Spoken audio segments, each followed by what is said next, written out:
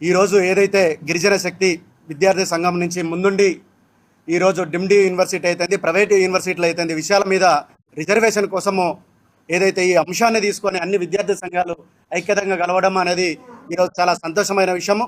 ఈ ఐక్యత దేనికి అనంటే ఎస్సీ ఎస్టీ బీసీ మైనార్టీ వర్గాలు కానీ ఏదైతే విద్యార్థులు ఈరోజు ఉన్నత చదువుకి వెళ్లకుండా ఏదైతే అగ్రవర్ణాలు కుట్ర చేస్తున్నారో ఈ కుట్ర ఫలితమే ఈరోజు ఏదైతే గిరిజన విద్యార్థులు అయితేంది దళిత విద్యార్థులు అయితేంది ఈరోజు విద్యకు దూరం అవుతున్నారు.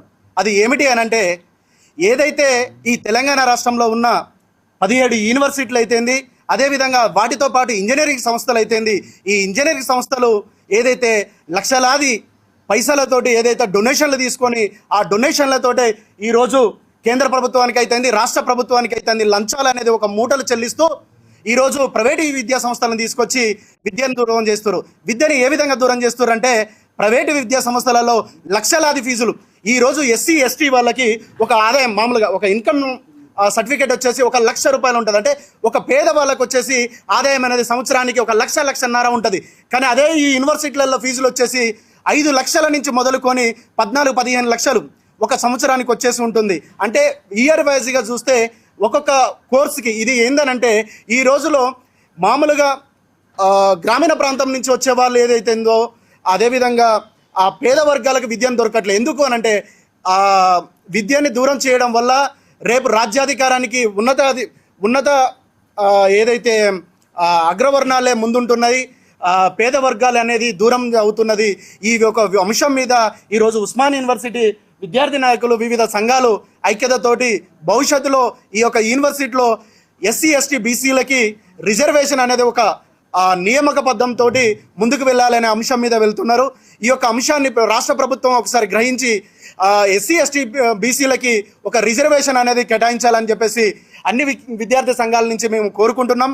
ఇదే విధంగా ముందు ఉండాలని చెప్పేసి కోరుకుంటున్నాం. లేకపోతే భవిష్యత్తులో ఇలాంటి మరో ఉద్యమాలు ముందుకు వస్తాయని చెప్పేసి తెలియపరుచుకుంటున్నాను. ప్రైవేట్ యూనివర్సిటీలు డీమ్డ్ యూనివర్సిటీలు చేస్తున్న అరాచక అడ్మిషన్ల మీద అదేవిధంగా పేద ప్రజలని దోచుకుంటున్న తీరు మీద ఇవాళ రౌండ్ టేబుల్ సమావేశం నిర్వహించినందుకు వారికి ప్రత్యేకంగా అభినందిస్తూ అదేవిధంగా ఈ రౌండ్ టేబుల్ సమావేశానికి చేసిన సేవాలాల్ సేన అధ్యక్షులు వ్యవస్థాపకులు సంజీవ్ నాయక్ గారు, అదేవిధంగా అశోక్ గారు, అదేవిధంగా ప్రవీణ్ గారు, అదేవిధంగా సోమశేఖర్, ఆస్మా, హుషేన్ నాయక్ అంతా వచ్చిన మిత్రులకు పేరు పేరున అందరికీ కూడా ప్రత్యేక కృతజ్ఞతలు, ధన్యవాదాలు. వాస్తవంగా చెప్పాలంటే మిత్రులారా, ఎస్సీ ఎస్టీ బీసీల పరిస్థితి ఎట్లా ఉందంటే ఒక అడుగు ముందుకేస్తే 3 అడుగులు వెనక్కి లాగుతున్న పరిస్థితి ఉంది.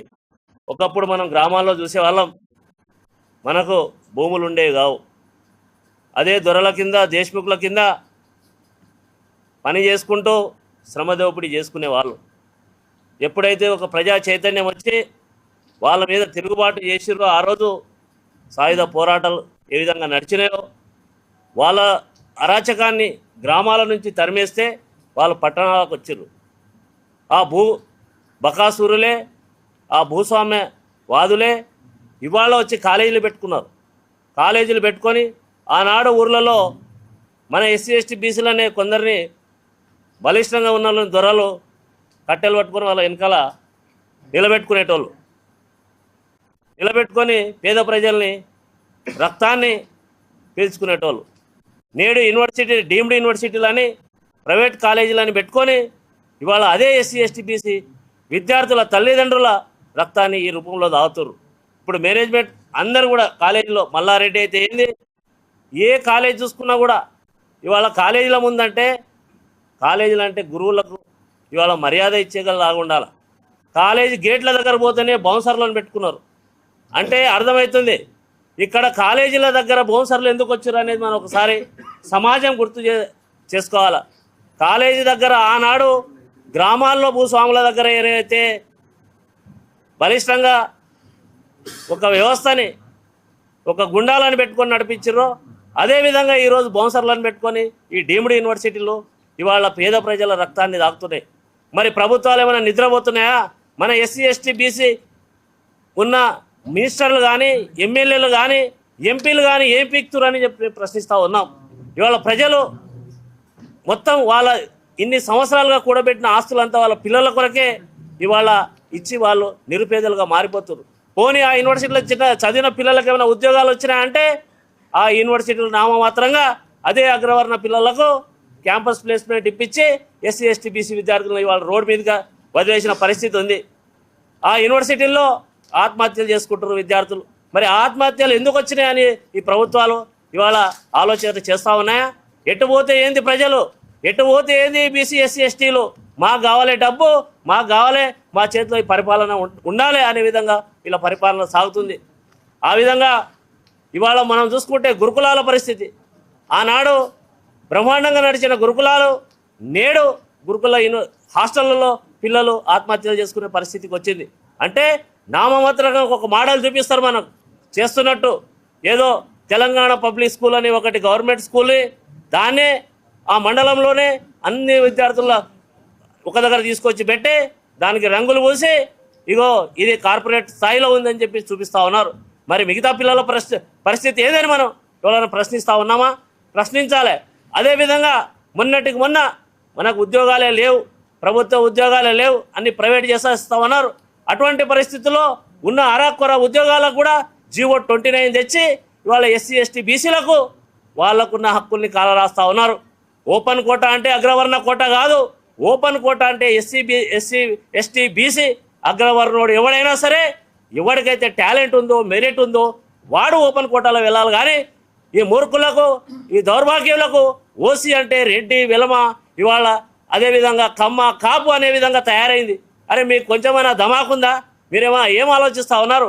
దాన్ని ఇన్ని రోజులు ఎస్సీ ఎస్టీ బీసీలకు రిజర్వేషన్స్ ఉంటే వీళ్ళు గవర్నమెంట్కి అల్లులు అని చెప్పి ఎగతాళి చేసిన మీరు ఇవాళ ఈడబ్ల్యూఎస్ మీ జనాభా ఎంత, మీ జనాభాలో అగ్రవర్ణ జనాభాలో పేదలు ఎంత మీరు 10% రిజర్వేషన్ తీసుకుంటున్నారంటే ఇంతకంటే దౌర్భాగ్యం ఏమైనా ఉందా? అది సరిపోనట్లు అంటే అగ్రవర్ణ పేదవనికేమో ఈడబ్ల్యూఎస్ రిజర్వేషన్ అంట, అగ్రవర్ణ ధనికునికేమో ఓపెన్ కోటాలో ఎస్సీ ఎస్టీలో బీసీలకు ఇవ్వకుండా వాళ్ళు 40% తీసుకుంటారంట. ఇది ఎక్కడి దౌర్భాగ్యం? వాళ్ళ పార్లమెంట్ చట్టం చేసింది ఏంటంటే, అరే నాయన మీకు 50%లో 10% అన్నారు, 50% ఎస్సీ ఎస్టీ బీసీ సీలింగ్లు దాటకూడదు, 50%లో మీకు 10% రిజర్వేషన్ అంటే వాళ్ళకి 5% రిజర్వేషన్ ఇవ్వాలి. కానీ ఈ నా కొడుకులు ఇవాళ యాస్టీస్గా 10% రిజర్వేషన్ అమలు చేస్తూ ఉన్నారు. కానీ ఎస్సీ ఎస్టీ బీసీ విద్యార్థులు కానీ నాయకులు కానీ ఇవాళ ఉద్యోగ సంఘాల నాయకులు కానీ మీరు నిద్రమోతూ పోతుర్రా, లేదంటే గాడిలో పళ్ళు దొమ్ముతుర్రా, మీకు బుద్ధి లేదా, మీరు చెవటలా దద్దమ్మలా, మీరు ఎందుకు పోరాడతలేరని మీ విద్యార్థులుగా ప్రజా సంఘాలుగా ఇవాళ ప్రశ్నిస్తూ ఉన్నాం. అంటే మీ ఒక కుటుంబానికి ఒక ఉద్యోగం వస్తే చాలా, ఆనాడు అంబేద్కర్ చేస్తేనే కదా ఈ తరం ఇవాళ మన ఉద్యోగులుగా వచ్చింది, మనం ఇవాళ విద్యార్థులుగా వచ్చింది యూనివర్సిటీలో. మరి ఈనాడు ఈ తరానికి ఏమైపోయింది? ఈనాడు తరం బానిసగా మారిపోయింది, పోరాటం చేసే చౌటలు లేకుండా చౌటలుగా మారిపోయారు. మరి వచ్చే తరానికి మనం ఏం దిశానిర్దేశం చేస్తాం? ఈ విధంగా ఇవాళ ఈ రాష్ట్ర ప్రభుత్వంలో కానీ కేంద్రంలో కానీ ఏదైతే అన్యాయం జరుగుతుందో అన్యాయం పట్ల ప్రశ్నించడానికి విద్యార్థులు ముందుండాలని చెప్పి కోరుతూ నా అవకాశం ఇచ్చిన ఈ ఆర్గనైజర్స్ అందరికీ ధన్యవాదాలు తెలుపుకుంటాను. రాష్ట్ర కమిటీ ఆధ్వర్యంలో ఈరోజు నిర్వహిస్తున్న ఈ కార్యక్రమానికి వచ్చినటువంటి ప్రజా సంఘాలు, విద్యార్థి సంఘాలు అందరికీ కూడా జార్జిరెడ్డి పీడిఎస్ తెలంగాణ రాష్ట్ర కమిటీ తరఫున ప్రత్యేక అభినందనలు తెలియజేస్తున్నాను. ప్రైవేట్ రంగంలో, ప్రైవేట్ యూనివర్సిటీలో, డీమ్డ్ యూనివర్సిటీలో ఎస్సీ ఎస్టీ బీసీ మైనారిటీ సమాజాన్ని అందరికి కూడా విద్యా ఉపాధి రంగంలో రిజర్వేషన్లు కల్పించాలని చెప్పేసి తెలంగాణ గిరిజన శక్తి రాష్ట్ర కమిటీ తీసుకున్న డిమాండ్కి జార్జిరెడ్డి పీడిఎస్ పూర్తి సంఘీభావం మద్దతు తెలియజేస్తూ ఉన్నది. ఈరోజు రాష్ట్రంలో అవసరం లేని వాళ్ళకి, అడగని వాళ్ళకి ఈడబ్ల్యూఎస్ పేరు మీద 10% రిజర్వేషన్లు ఇస్తూ ఉన్నది.